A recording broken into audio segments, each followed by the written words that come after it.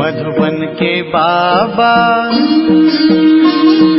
मधुबन के बाबा मुरली वाले, आपका क्या कहना, आपका क्या कहना। ओम शांति।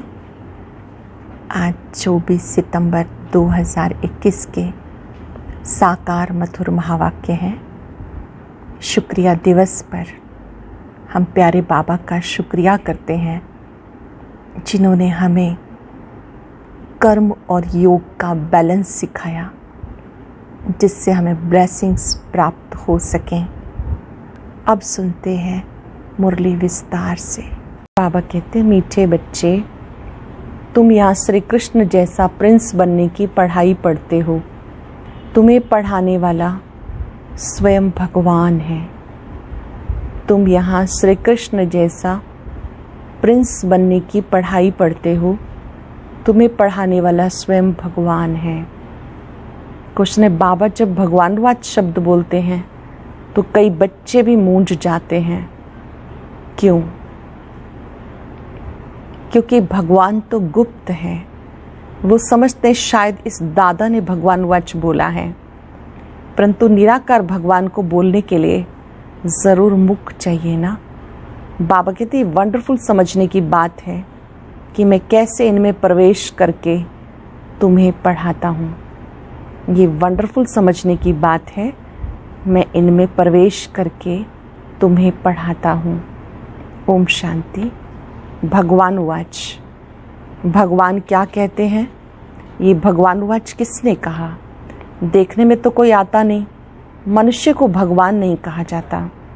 कोई समझेंगे कि बोलने वाले ही कहते हैं भगवानवाच, लेकिन निराकार भगवान बोल रहे हैं, ये सिर्फ तुम ही जानते हो। ये कौन बैठा है, भगवान कहाँ है, ये नई बात है ना, इसलिए मनुष्य मूंझ जाते हैं। लेकिन भगवानवाच है ज़रूर। कहते हैं मैं बच्चों को राजयोग सिखा रहा हूँ। नर से नारायण अथवा नारी से लक्ष्मी या राधे बनाने के लिए योग और ज्ञान सिखाता हूँ। इनसे और क्या चाहिए? तुम्हें हम राजाओं का राजा, प्रिंस का प्रिंस बनाता हूँ। मैं तुम्हें राजाओं का राजा बनाता हूँ, प्रिंस का प्रिंस बनाता हूँ। प्रिंस प्रिंसेस भी तो मंदिर में जाते होंगे ना। विकारी प्रिंस, निर्विकारी प्रिंस श्री कृष्ण को नमन करते हैं, तो मैं तुम्हें प्रिंस का भी प्रिंस बनाता हूँ। श्री कृष्ण जैसे स्वर्ग का प्रिंस बनो। नॉलेज पढ़ने से ही तो बनेंगे ना। डॉक्टर व बैरिस्टर कहेंगे ना स्टूडेंट को, मैं तुम्हें डॉक्टर व बैरिस्टर बनाता हूँ, परंतु पढ़ेंगे तभी तो बनेंगे। बाबा कहते बच्चे अच्छी रीति समझते हो कि राजयोग सिखाने वाला एक ही भगवान है। हमें राजयोग सिखाने वाला स्वयं निराकार भगवान है। राधे कृष्ण तो अलग अलग राजाई के बच्चे हैं। उनके आपस में सगाई होती है, शादी के बाद नाम बदलता है। इसलिए चित्र में भी लक्ष्मी नारायण के नीचे राधे कृष्ण को दिखाया है। अब बाप अच्छी रीति समझाते कि ये ब्रह्मा भी नंबर 1 भगत था। पिछाड़ी में नारायण की पूजा करते थे। श्री कृष्ण की भक्ति की व नारायण की भक्ति की एक ही बात है। श्री कृष्ण ही बड़ा होकर श्री नारायण बनता है। अब तुम्हें नर से नारायण बनने के लिए राजयोग सिखा रहे हैं। अब तुम्हारे 84 जन्म पूरे हुए। अब इनकी आत्मा भी पढ़ रही है, फिर भविष्य में श्री कृष्ण बनती है। बाबा कहते बच्चे तुम ज्ञान चिता पर बैठ गोरे बनते हो, काम चिता पर बैठ सांवरे बन गए हो। यह है कंसपुरी।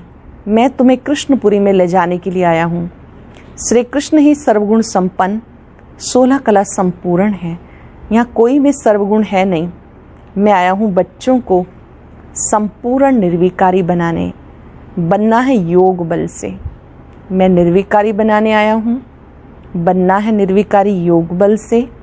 बाहुबल है हिंसक लड़ाई जो तीर कमान से होती थी, फिर बंदूकों तलवारों से हुई, अब होती है बॉम्ब से। खुद कहते हैं हम ऐसे बॉम्ब्स बनाते जो घर बैठे सब खत्म हो जाएंगे। फिर मिलिट्री क्या करेगी? बाबा कहते मीठे मीठे बच्चे, ये पाठशाला है। मैं तुम्हें प्रिंस श्री कृष्ण जैसा बनाता हूँ। जो फर्स्ट प्रिंस सतयुग का था वो अब 84 जन्म लेकर कलयुग में बैगर बना है। भारत में ही उनका राज्य था, फिर पुनर्जन्म लेना पड़े ना। श्री कृष्ण को भगवान कहते तो भगवान फिर पुनर्जन्म में कैसे आएगा? भगवान तो निराकार है, वो है ही एक रचयिता, बाकी सब है रचना। तब कहते हैं हम आत्माएं सब भाई भाई हैं। बाबा समझाते तुम ब्रह्मा कुमार कुमारी आपस में भाई बहन ठहरे, तो फिर क्रिमिनल असॉल्ट कैसे हो? तुम वर्षा एक बाप से लेते हो भविष्य के लिए। अगर पवित्र नहीं रहेंगे तो शांतिधाम सुखधाम में कैसे जाएंगे? अगर पवित्र नहीं रहेंगे तो शांतिधाम सुखधाम में कैसे जाएंगे? पुकारते भी हम पतित बन गए, पावन बनाने आओ। बाबा कहते मुझे याद करो, ये तुम्हारा अंतिम जन्म है। तुम सब आत्माएं अब वापस वानप्रस्थ में जा सकती हो, इसलिए वानप्रस्थी हो। ऐसा कोई गुरु रास्ता बता न सके। ये ज्ञान है एक बाप के पास, वही पतित पावन निराकार है। बाबा कहते मुझे याद करो, थोड़े टाइम के लिए मैंने स्तन का लोन लिया है। मुझे याद करो, मैंने थोड़े टाइम के लिए इस ब्रह्मा तन का आधार लिया है। शरीर बिगर आत्मा कैसे बोल सकेगी? भगवान वाच है, मैं बूढ़े साधारण तन में प्रवेश कर तुम बच्चों को पढ़ाता हूँ। मैं गर्भ में नहीं आता हूँ, गर्भ में आने वाले को तो पुनर्जन्म में आना पड़े। मैं एक ही बार आता हूँ। प्रकृति का आधार मुझे जरूर चाहिए। मैं इसमें बैठ तुम्हें पढ़ाता हूँ। ये पहले अपना जवाहरात का धंधा करता था, कोई गुरु ने नहीं सिखाया। अचानक बाबा ने इनमें प्रवेश किया। करण करावनहार होने के कारण इससे कर्तव्य कराते रहते हैं, ब्रह्मा तन से कराते रहते हैं। ये भी सीखता जाता है, ब्रह्मा भी सीखता जाता है, तुम भी साथ में सीखते जाते हो। बोलते हैं तुमको, परंतु सुनता पहले मैं हूँ। पढ़ाने तुम बच्चों को आता हूँ, परंतु इनकी आत्मा भी पढ़ती रहती है। बच्चों को राजयोग सिखाने आया हूँ। ऐसे कभी कोई पढ़ाते नहीं।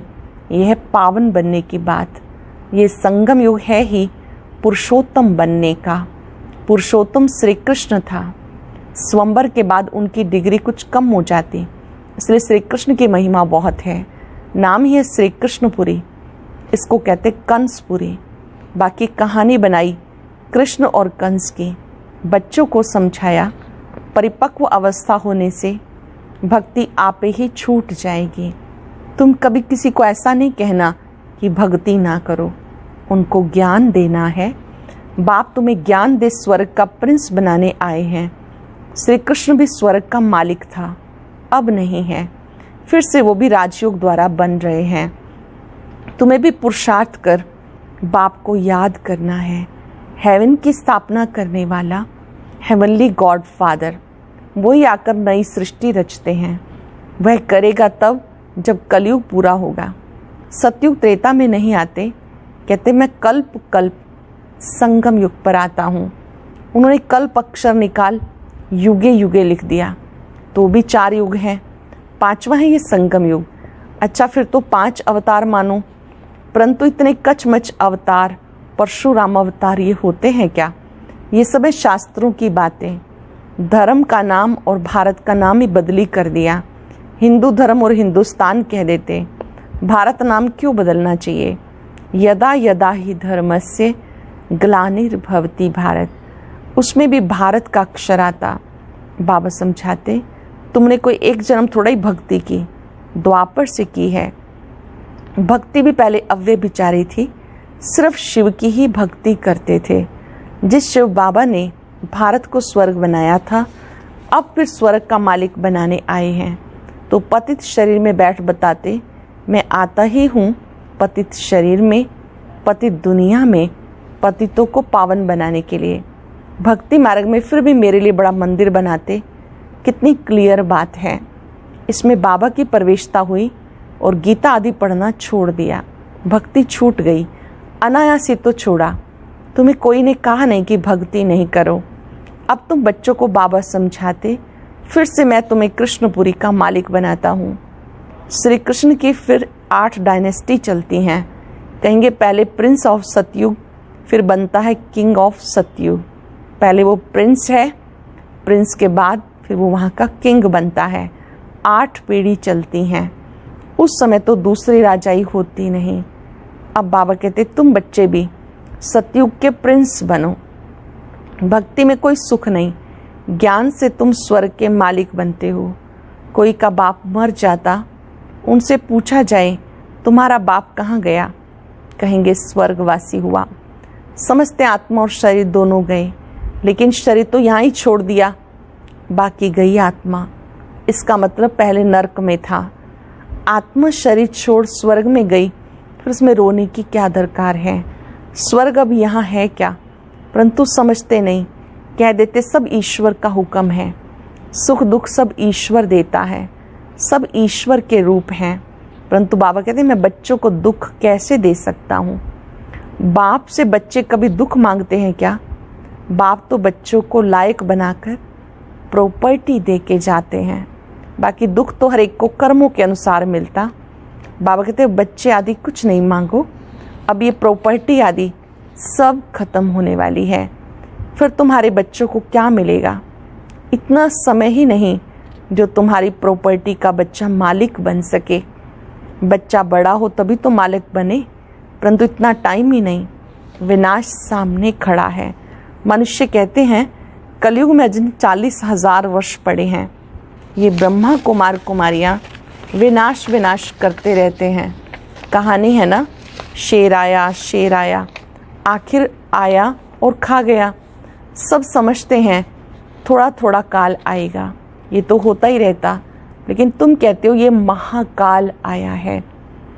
शिव बाबा कालों का काल आया हुआ है जो सब आत्माओं को वापस ले जाएंगे, तो शरीर तो ज़रूर छोड़ना पड़े।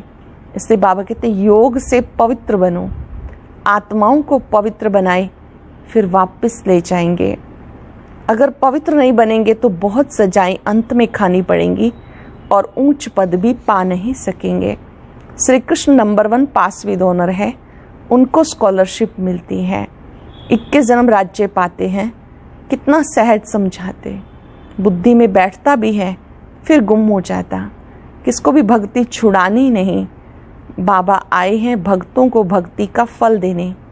कहते मैं कल्प पहले मिसल फिर उस साधारण तन में आया हूँ, कल्प कल्प आके तुम्हें पढ़ाता हूँ। यह ऊंच से ऊंच पढ़ाई, तुम जानते हम सतो प्रधान थे, अब तमो प्रधान है, फिर भारत ही सतो प्रधान बनता है। और धर्म वालों ने इतना सुख नहीं देखा तो दुख भी नहीं देखा। बाहर वालों के पास पैसा तो बहुत है तो गरीब देश को कर्जा देते, उन बेचारों को पता नहीं ये तो रिटर्न हो रहा है।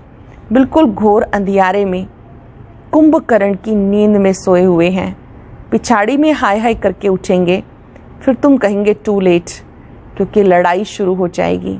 फिर क्या करेंगे, भंबोर को आग लग जाती, फिर तो टू लेट हो जाता। इसलिए बाबा कहते बच्चे अब जल्दी जल्दी पुरुषार्थ करते जाओ। बाबा कोई जास्ती तकलीफ नहीं देते, बाबा को आकर कहते हैं बाबा अगर हम पूजा नहीं करते तो कहते हैं ये तो नास्तिक बन गया। बाबा राय देते साक्षी होकर बाबा की याद में रहो, थोड़ी थोड़ी पूजा बाहर से कर दो।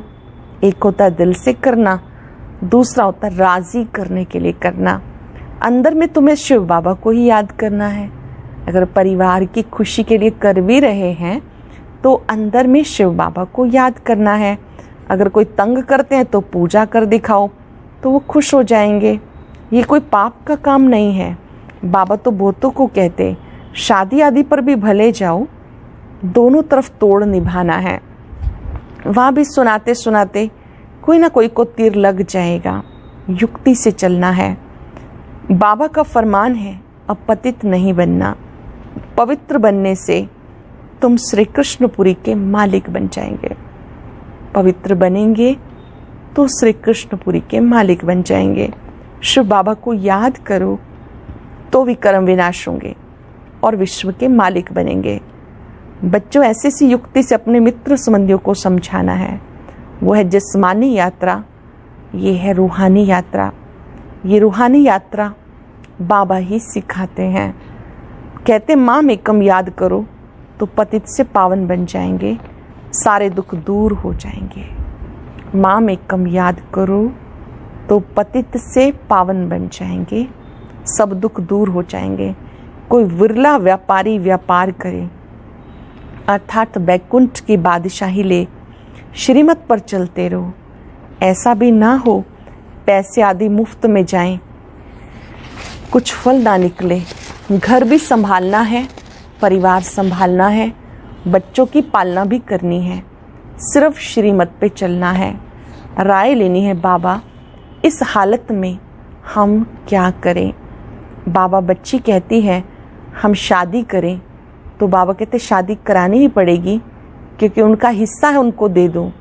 बाबा सिर्फ समझाते, फिर भी कुछ पूछना हो तो पूछ कर श्रीमत पे चलो।